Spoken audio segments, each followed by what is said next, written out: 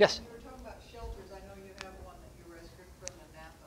Uh-huh. Do you go out to several, or what do people's shelters call you? So our normal routine is if it's going to be one that's considered for our rescue, for our 11th hour K9 rescue, we want the shelter to connect with us.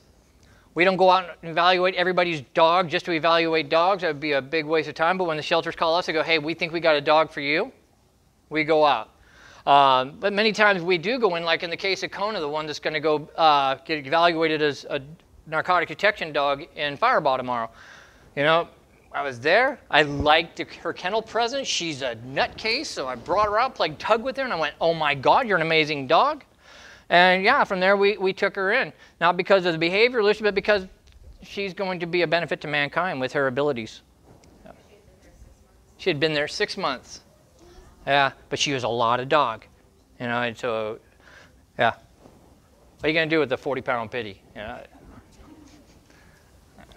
Drake would like to know, I have an almost 5-month-old puppy who won't stop huffing pillows for other people sometimes. Other people mostly, when I'm not around, like the kids, or when he gets very excited. Doesn't huff other animals though. Otherwise, he's not dominant at all. He gets along even with dominant dogs and loves everybody. Why is he doing that, and how can I stop him? All right, so the first mistake we're making is to assign anything like that to purely dominance. Most dominance theory has been outdated at this point. Doesn't mean there's not issues with it. There are dogs with high social drives who demand to be on top and everything else, but this doesn't sound like it's one of those cases. In this case, it sounds like your dog's sexually aroused. It's a dog who sounds very young and doesn't know what to do with it. This is one of those situations where if they're not desexed yet, if they haven't been spayed or neutered yet, this would be one that I would recommend for an early fixing because maybe their hormones are out of whack. And it may be one that I have tested for their hormone levels to make sure that it isn't something that's just hormonally treated. We recently had a German Shepherd who showed a huge fear aggression problem. Even though she had a good breeder, even though she was brought into a good home, she just kind of went sideways on him. So we begged him to just go get blood work. I was thinking something in the thyroid range or something else in there. It turned out she was in a false pregnancy. So her hormones were completely out of whack. Put her on hormone therapy, the dog is a dream now.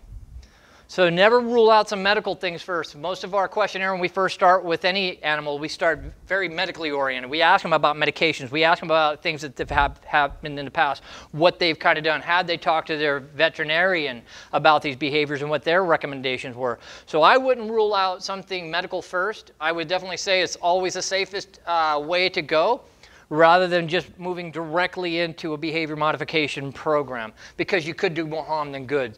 So that would be my recommendation. Rob, what is your favorite and least favorite breed of dog? I can't say my least favorite because I have clients who have those dogs. They want to know. At the top of his list.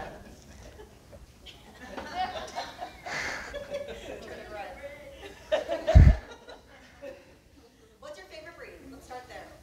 My favorite breed is absolutely divided straight down the middle, and for different reasons.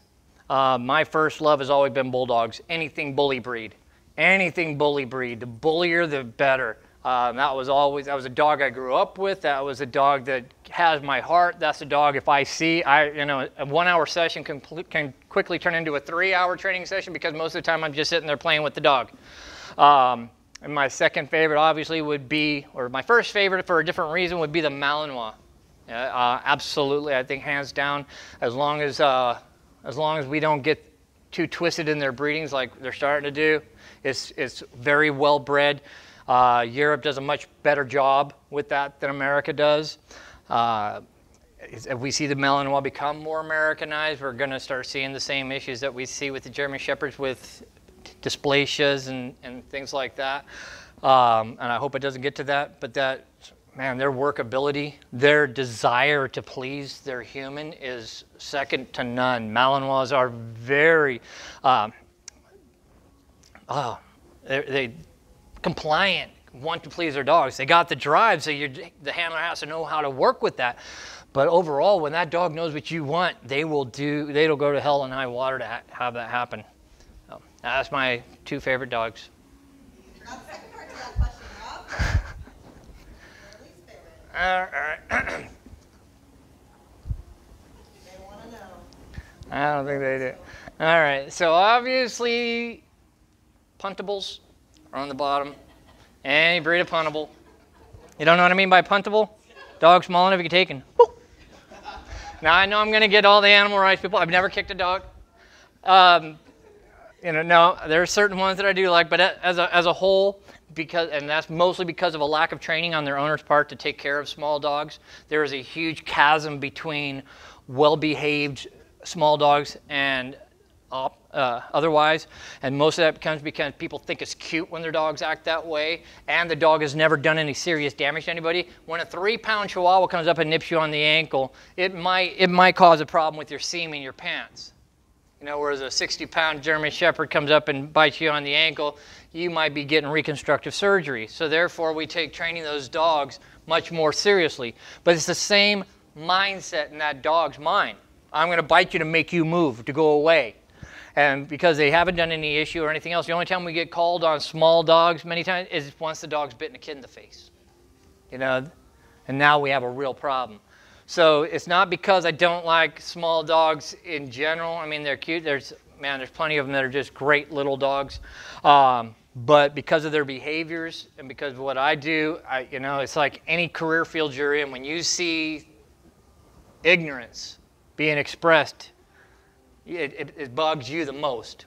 It's like walking in. I can't watch cop movies. I can't watch movies about dogs. I utterly hated that movie, Max. It was so stupid. Those kind of things. You walk in and you walk into it from an educated standpoint. You got information, and it's doing everything counter to what it would take to actually do the job well. So, yeah. And then anything with oodle on the end. We have 3 more from our online and people that were here earlier. Should I buy a Malinois? Should I buy a Malinois? Do you like your skin attached to your bones? Do you like to spend a lot of time training and interacting with your dog, working your dog? You know, the worst thing that can happen, and I'm not saying people shouldn't have a Malinois as a pet. It's not as common to have a pet quality Malinois. And there's a lot of uneducated breeders who will sell dogs to just anybody. And what happens to Malinois in their first year is that they're not getting the proper stimulus. If they're not getting the right exposure, it happens to German Shepherds too. That seems to be the 2 top breeds that run into this. They become neurotic. They become very fear aggressive. They become the dog you can't take out in public. They're the ones who are biting people from behind.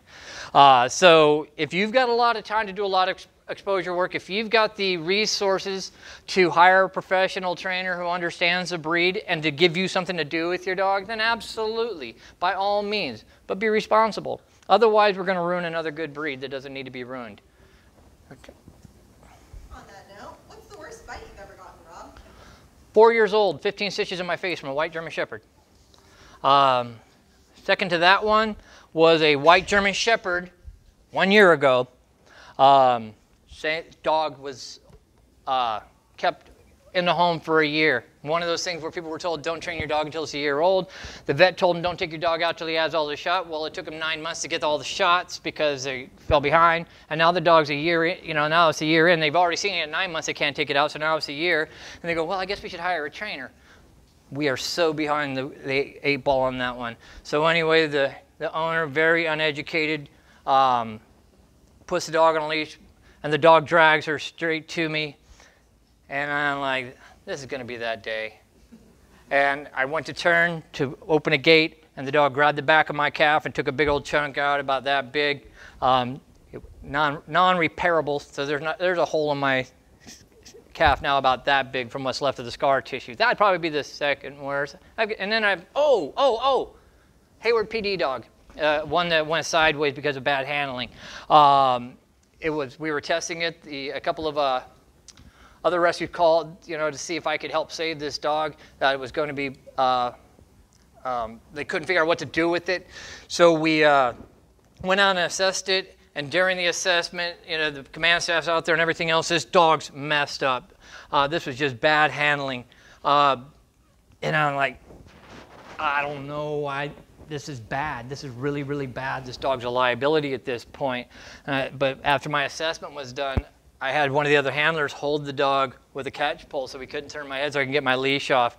And the dog grabbed and put my whole hand in his mouth, and the teeth just went straight through in between the phalanges. Opened me up pretty good. What was that, 17 stitches or something like that. So I think that was probably the most painful and hurtful one. It took the longest time to heal. So yeah, that was the worst. Last question in your bin. Oh, thank God. What is your opinion on diet? Raw versus kibble versus wet food? Well, let's first of all talk about wet food. It's garbage. So number one way to have your dog have tooth rot, tooth decay, because it sticks to their teeth as they eat it and they don't brush.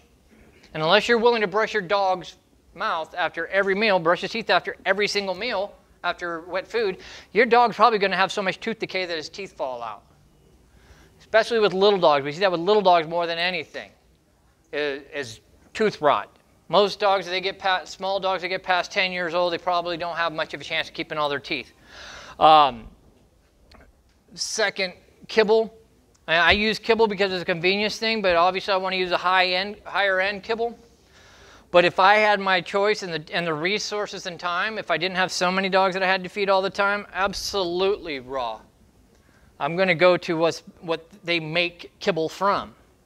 How on earth would anybody say American cheese is better for you than cheddar cheese? All right? How can you tell me that straight from the garden onto your plate is not better for you than processed vegetables? You cannot, with any common sense, explain to me how kibble or processed dog food is better than raw. Yeah, so all this nonsense about not having enough balance and not having the right, you don't change your diet enough and all that, that's nonsense. There's so much information right now on the raw movement. There's a great resource over in San Francisco called SF Raw. They're a co-op over there, and you can go to their Facebook page and you can learn the recipes and how to do things, and you can volunteer time there to belong to the co-op and get really high quality raw foods. There is absolutely no reason. If you want to feed your dog the absolute best, then I would go raw. And dollar for dollar, raw is still cheaper. Because when you're talking about, for quality kibble, you're talking over $2 a pound. Chicken I can buy for $1.79 a pound, $1.99 a pound. Vegetables are, even less. So throw in your grains and all that, and you have some raw food that they can eat and still be competitive. Plus, you're not going to eat as much because it's much more nutrient dense. You're going to see their coats increase, their teeth will improve, their poop becomes smaller.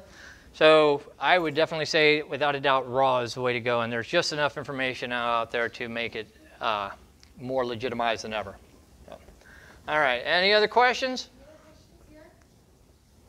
Thank you, Rob. All right, thank you. So we have our